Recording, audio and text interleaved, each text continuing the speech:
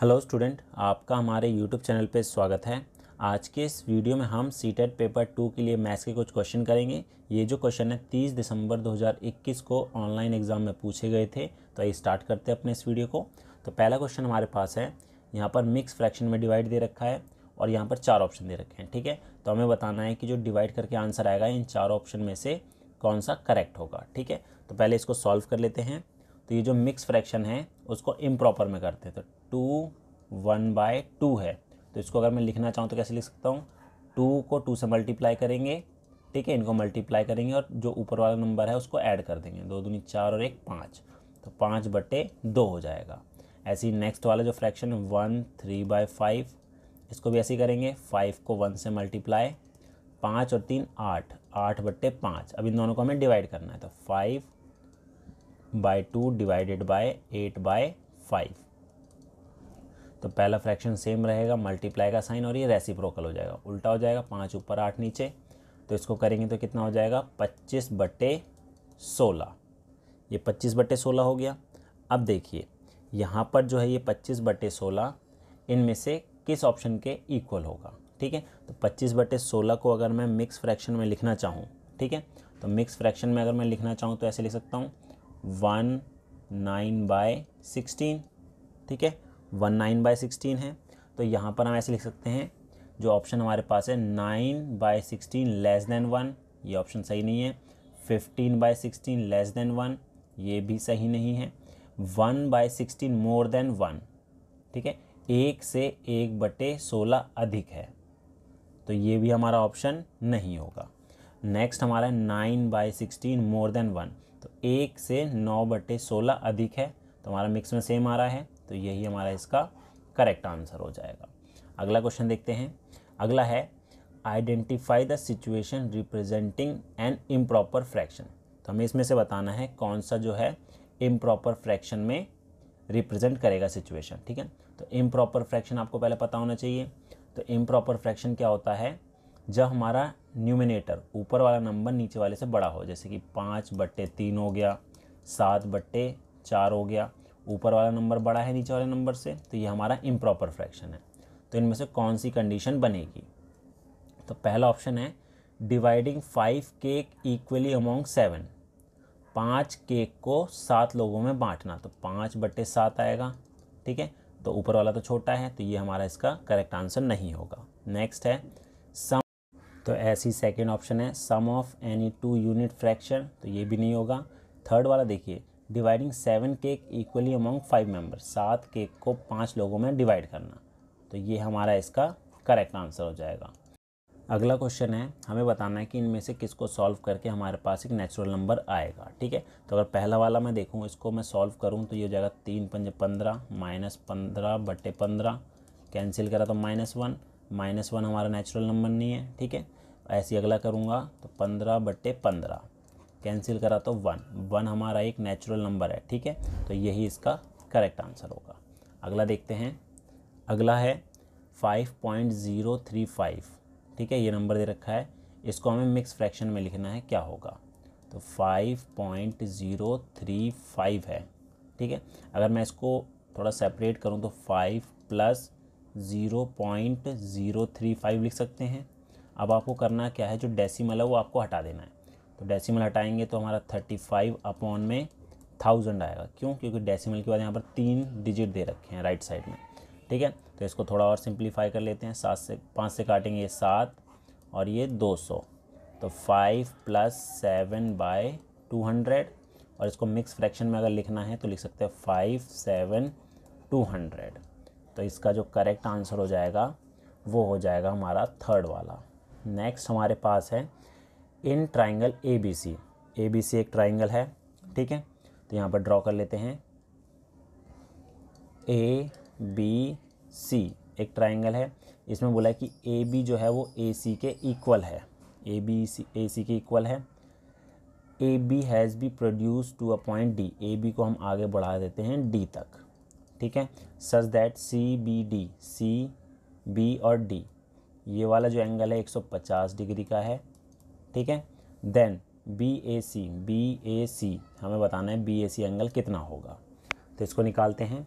देखिए ये बाहर वाला एंगल हमें दे रखा है कितना, 150 का, तो इसकी हेल्प से हम ये अंदर वाला एंगल निकाल सकते हैं जिसको मैंने y ले लिया है। तो इन दोनों का सम 180 होता है, तो y हमारा आ जाएगा 180 में से अगर मैं 150 घटा दूं तो 30 डिग्री आ जाएगा। ठीक है, तो ये हमारा 30 डिग्री है, तो एंगल C भी हमारा 30 होगा। क्यों? क्योंकि दोनों साइड इक्वल है तो दोनों एंगल भी बराबर होंगे।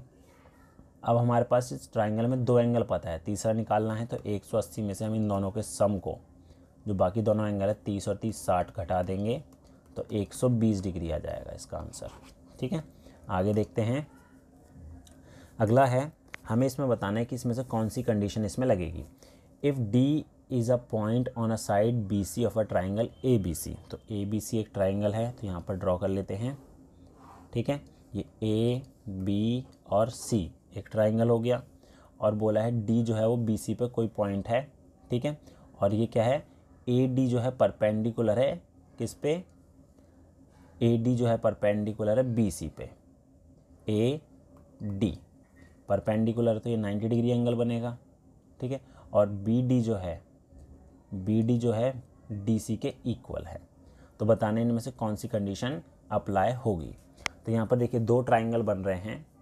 ठीक है, दोनों ट्राइंगल में 90 डिग्री एंगल भी आ रहा है और एक साइड इक्वल है और एक कॉमन साइड है। तो यहाँ पर मैं लिखना चाहूँ तो ऐसे लिख सकता हूँ, triangle A B D is congruent to triangle A B D is congruent to triangle A C D. A C D नियम कौन सा लगेगा, देखिए यहाँ पर जो है एक साइड अगर मैं लूँ B D equal to D C है, ये गिवन है, और एंगल जो है डी बी डी ए इक्वल हो एंगल ए डी सी के 90 डिग्री है। ठीक है, दोनों 90 डिग्री होंगे, और ए डी जो है वो इक्वल होगा ए डी के, तो कॉमन है, तो 2 साइड और एक एंगल, तो दोनों कॉन्ग्रुएंट होंगे बाय साइड एंगल साइड। अब यहाँ पे आर एच एस क्यों नहीं लगाए, क्योंकि हाइपोटेन्यूज जो है वो तो इक्वल हमें नहीं पता। ठीक है, तो यहाँ पर साइड एंगल साइड वाली प्रॉपर्टी लगेगी, ऑप्शन नंबर 3 वाला। अगला देखते हैं। अगला क्वेश्चन में बोला है, Simi draws line L M and N on a sheet of a paper such that. तो यहाँ पर 3 लाइन ड्रॉ की गई है। पहली लाइन बोली है उसने L is perpendicular to M, तो यहाँ पर अगर ये एम है तो एक एल लाइन ड्रॉ की है उसने जो परपेंडिकुलर है। ठीक है, आगे बोला है N is perpendicular to M, तो एक एन लाइन भी है जो परपेंडिकुलर है एम पर। ठीक है, इस तरीके से। तो इनमें से कौन सी कंडीशन सही होगी, पहला है एल एंड एम, एल और एन आर पैरेलल, एल और एन पैरेलल, ये ट्रू हो जाएगी। ठीक है, अगला L and N are perpendicular to each other, L और एन तो ये तो परपेंडिकुलर तो नहीं होंगी क्योंकि तो पैरेलल है, तो ये स्टेटमेंट गलत हो जाएगी। L M N which always intersect at a single point, और ये तीनों लाइन एक ही सिंगल पॉइंट पे टच कर रही हैं, नहीं कर रही, यहाँ पर ही दिख रहा है आपको 2 अलग अलग पॉइंट पे टच कर रही हैं। ठीक है, एनी, ये भी कंडीशन गलत हो जाएगी। Any line parallel to M, M के कोई भी पैरेलल लाइन होगी will be parallel to N, तो ये ट्रू नहीं है, क्योंकि अगर मैं कोई लाइन ड्रॉ करूँगा जैसे ये है, ठीक है, पी लाइन है, ये तो एम के पैरेलल है, लेकिन क्या एन और एम के पैरेलल होगी, नहीं होगी, तो ये भी गलत हो जाएगा। तो करेक्ट आंसर है ऑप्शन नंबर पहला। अगला है the maximum number of a line of symmetry possible for any triangle is. तो अगर मैं यहाँ पर एक इक्विलेटरल ट्राइंगल ले लूँ, ठीक है, ये इक्विलेटरल ट्राइंगल है जिसकी तीनों साइड क्या होती हैं, इक्वल होती हैं, ये हो गया। तो यहाँ पर कितनी लाइन ऑफ सिमेट्री ड्रॉ कर सकते हैं, एक हम यहाँ से ड्रॉ कर सकते हैं, ठीक है, एक हम ऐसे भी ड्रॉ कर सकते हैं, और एक हम ऐसे भी ड्रॉ कर सकते हैं। तो यहाँ पर कितनी लाइन ऑफ सिमेट्री हम ड्रॉ कर सकते हैं, टोटल पॉसिबिलिटी 3 की है। अगला क्वेश्चन देखते हैं। अगला है, बाबूराज एक कागज़ की शीट पर 2 रेखाएं ए बी और पी क्यू खींचता है। ठीक है, 2 लाइन खींचता है, एक तो ए बी और एक पी क्यू, यहाँ पे ले ली पी और क्यू।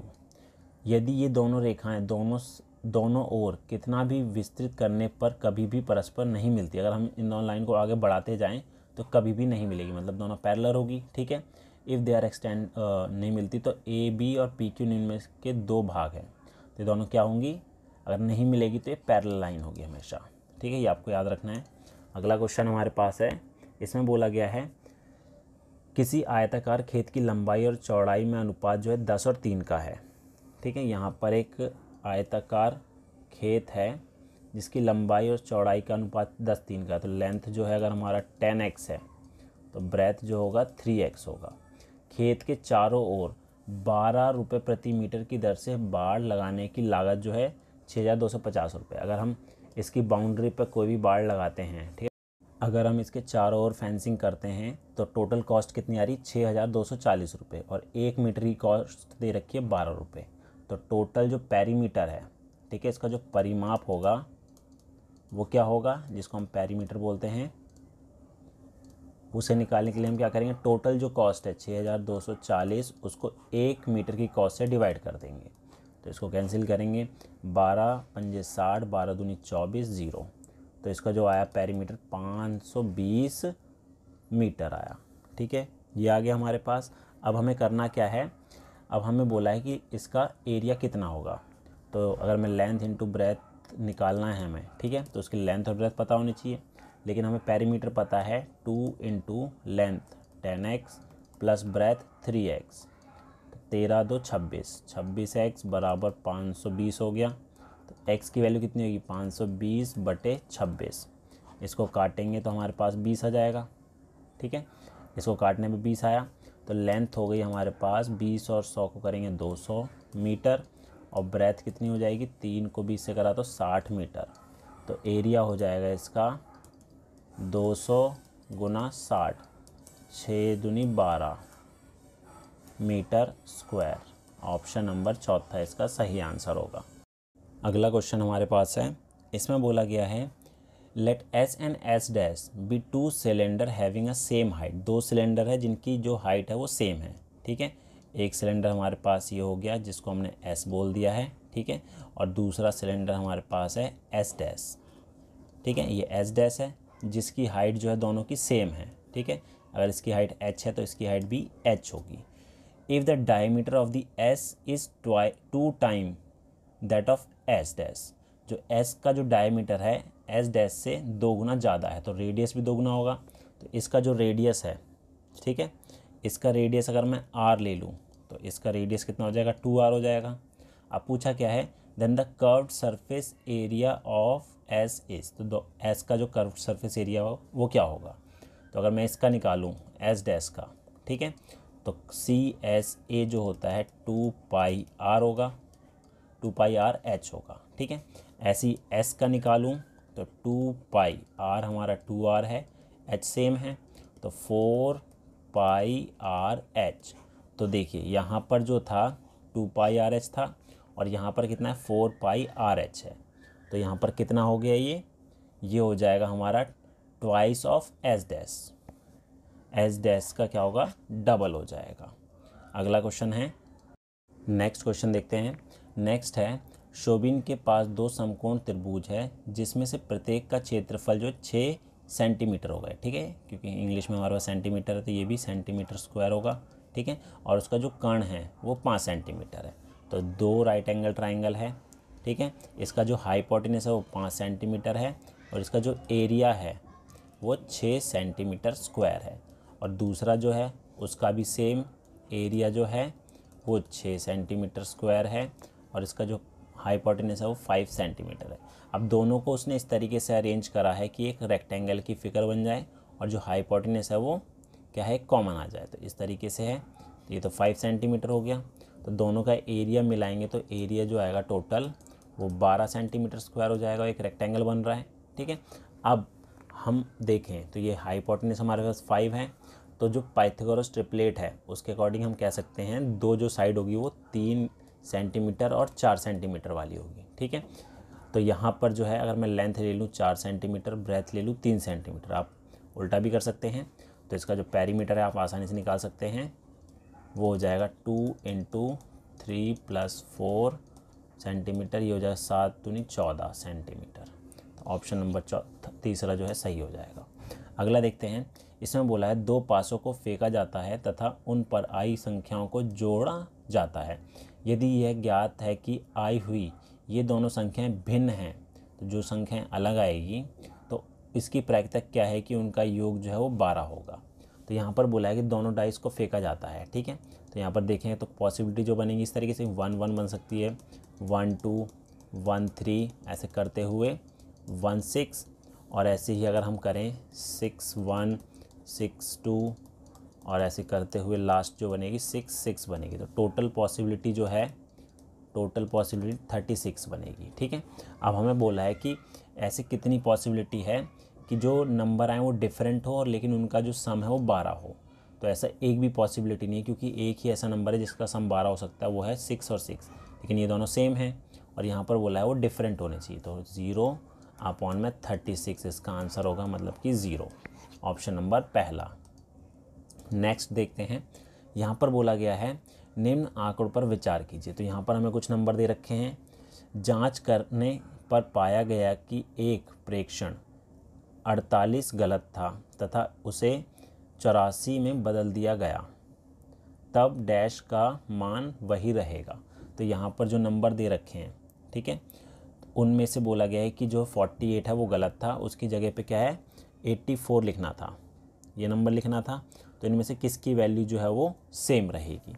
तो अगर मैं इसको अरेंज करूं, असेंडिंग ऑर्डर में भी करूं, तो यहाँ पर सबसे पहले आएगा 5, फिर 7 2 टाइम है, ठीक है, 5 हो गया, फिर 7 2 टाइम हो गया, उसके बाद 9 आ जाएगा, फिर 9 के बाद 20, फिर 26 31 48 57। तो 1 2 3 4 5 6 7 8 9। तो 1 2 3 4 5 6 7 8 9 नंबर है। अब देखिए यहाँ पर अगर मैं रेंज निकालूं, रेंज हमारा होता है हाईएस्ट माइनस लोएस्ट, और क्वेश्चन में क्या बोला है, ये जो है 48, इसकी जगह हमने 84 लिखना है, तो ये इंटरचेंज हो जाएगा, तो 54 पहले आएगा और सबसे बड़ा नंबर ये हो जाएगा, ठीक है, ये हट जाएंगे। तो यहाँ पर रेंज जो होगी 84 में से 5 घटेगा, 79 आ जाएगा, तो ये तो चेंज हो जाएगा रेंज, ठीक है। आगे है मॉड, मॉड जो होता है वो नंबर जो सबसे ज़्यादा बार है, तो 7 इसका मॉड होगा। उसके बाद मीडियन, मीडियन होता है जो मिडल में आता है, तो मीडियन जो आएगा इसमें कौन सा होगा 20 होगा, ठीक है, मीडियन 20 रहेगा, उसमें कोई चेंज नहीं होने वाला। तो यहाँ पे कौन कौन से जिनमें कोई चेंज नहीं होने वाला है, मॉड और मीडियन में, तो ऑप्शन नंबर चौथा जो है हमारा इसका करेक्ट होगा। अगला देखते हैं, इसको सिंप्लीफाई करके बताना है कि 3y + 8/2 इसकी वैल्यू क्या होगी। तो इसको ब्रैकेट ओपन कर लेते हैं, तो 2y + 10 = -6 प्लस -3 को -y से करेंगे तो प्लस हो जाएगा 3 का y, तो 2y - 3y = ये -6 और प्लस का 10 है तो माइनस का 10 हो जाएगा, माइनस का 1y = -16, माइनस से माइनस कैंसिल, y की वैल्यू हो गई 16, y की वैल्यू ये हो गई।